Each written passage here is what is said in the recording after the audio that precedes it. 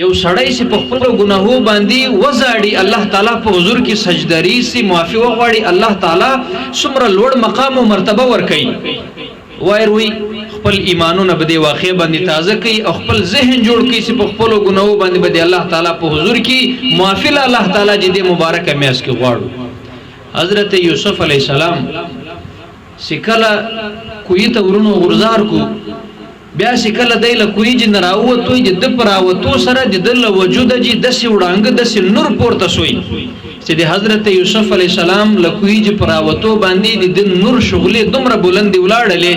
چې د کنعان یعنی د ملک شام غرونه لا بیروخانه سکله حضرت یوسف علی السلام لکوی جن راوته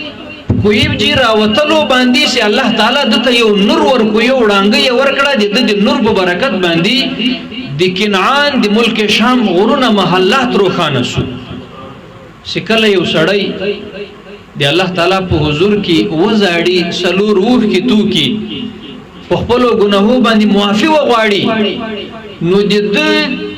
د اوخ کې تو یولو معافي په غختلو باندې سیدای له توبې له خواراوزي د ګناهو دی ګناهو له کوی ځان راو باسي نو الله تعالی د طبيعت د نور ور کوي چې دی الله تعالی عرش پوری د نور ورسي دی الله تعالی در عرش پوری ملائکی پروردگار عالم تعرض کوي چې پروردگار عالم دا کوم نور سے مغنن وینو سلام زکی چې تر اسمانه پوری تر عرش پوری د نور شغلی دی دا نور په چش باندې دا د چش نور ده الله تعالی ورته اې د ما فرشتو اې د ما ملائکو نن د ما یو ګناهګار بنده نن د ما یو نافرمانه بنده چې زه ناراضه کړی ولم ګناهګار بنده خطاکار بنده د ګناهو له کوی جنې د ګناهو له دلدل جن راووتوي د ما په حضور کې سکله د اوخ کې توکړې معافي او غختله دا د توبې د نور رڼا د ستر عرش پوری راورسېدله دا د توبې د نور رڼا ده ستر عرش پوری راورسېدله او تاسو ولیدله د توبې د معصیت د ګناهو د بخشش لپاره سي کومې د اوخ کې د ما په حضور کې توکړې دا د توبې رڼا ده الله تعالی ملائکه ته یې اې د ما فرشتو راسي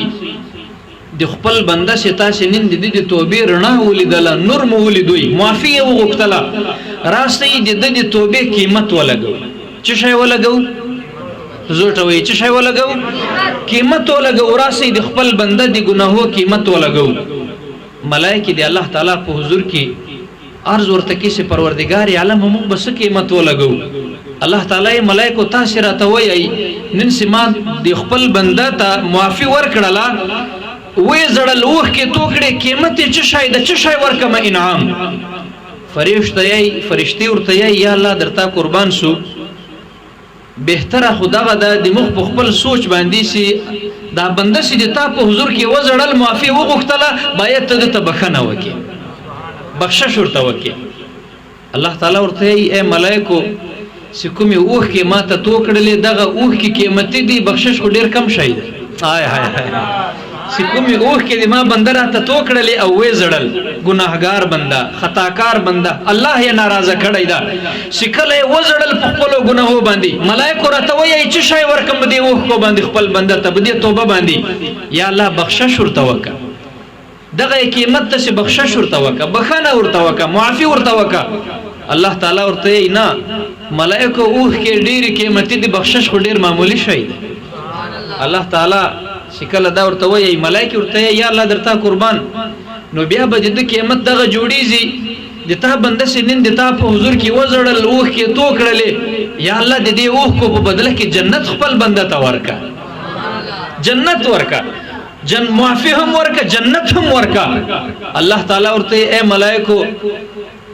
جنت د اوخ کو قیمت نه ده جنت معمولی شی د اوخ کې ډېری قیمت دي آی هاي د ما بنده سنن راته وزړل جنت معمولی ده اوخ کې ډېری قیمت دي ما د بنده دا قیمت نه ده درته یا الله شکم د مخ د سوچ او طاقت او پروازو مخبل اندازه درته بیان کړه یا الله در دې ور پورته ته پیځه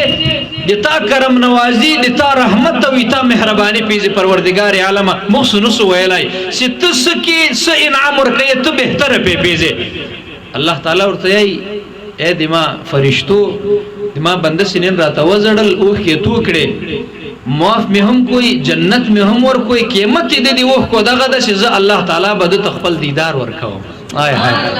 زه پروردگار عالم با خپل بنده ته دیدار ورکوم خپل دیدار ورکوم دیدن ورکوم خپل بنده ته دا دې وخ کو دې زړه دې توبه انعام دا دغه قیمت دی نو ګرانو دوستانو الله تعالی دومره مبارکه میاس را کړی دا دی بخشش دی رحمت دی مغفرت دی نجات میاس دا کوشش وکي به دې میاس کې د دې میاس ته قدر وکي روزه ونیسي تراویح کې وکي الله تعالی په حضور کې وزاړي سیمه باندې هر سړی راپورته کیږي باید صرف سیمه ته راپورته نسو هم سیمه وکړو هم ور سره او د سو کو 2 رکعات نفل وکړو تهجد وکړو الله تعالی په حضور کې سر به سجود سو لدی مبارک میاس ته